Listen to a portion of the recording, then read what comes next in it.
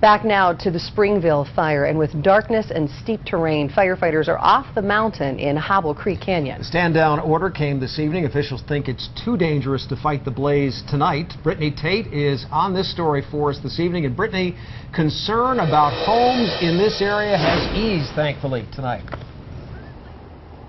That's absolutely right, Brian and Amy. Talk about the difference that nearly 24 hours can make.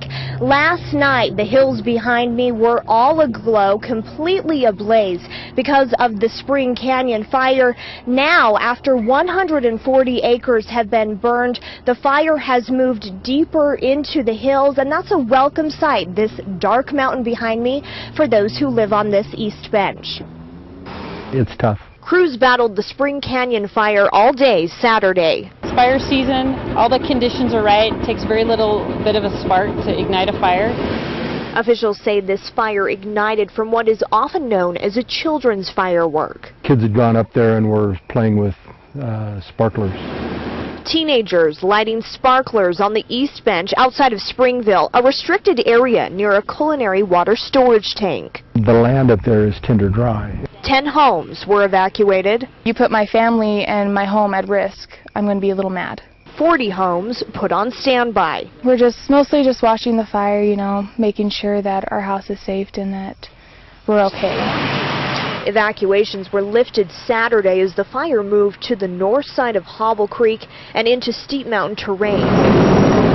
Crews fought the blaze with 9 choppers. That one's dropping about 1,000 gallons of water. Dozens gathered outside of Springville High School, the refilling post, to watch the action. And as the sun goes down, At nighttime you're limited in what your resources can do. residents are back home. And while the fire has moved back, it's far from out. Whether it be cigarette, a spark from a firework, a match, anything can start a fire. It's super easy. Back here live in Springville, the Spring Canyon fire only 15% contained.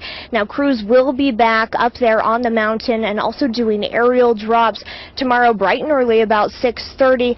As I was watching one of the helicopters earlier today, I was timing it and it was refilling at the refilling post here at Springville High School about every 5 minutes. So they were able to dump a lot of water on this fire, which crews tell me made a significant difference. Now, as I've been standing out here tonight waiting for this live shot, I'm hearing a number of fireworks going off. Folks, we're reminded from officials, they say, just remember that there is one more day to legally set off fireworks. If you are going to do so, make sure that you follow those safety precautions, that you stay out of restricted areas, and just follow the rules. Amy and Brian, back to you. Brittany Tate there on our top story tonight. Thank you, Brittany.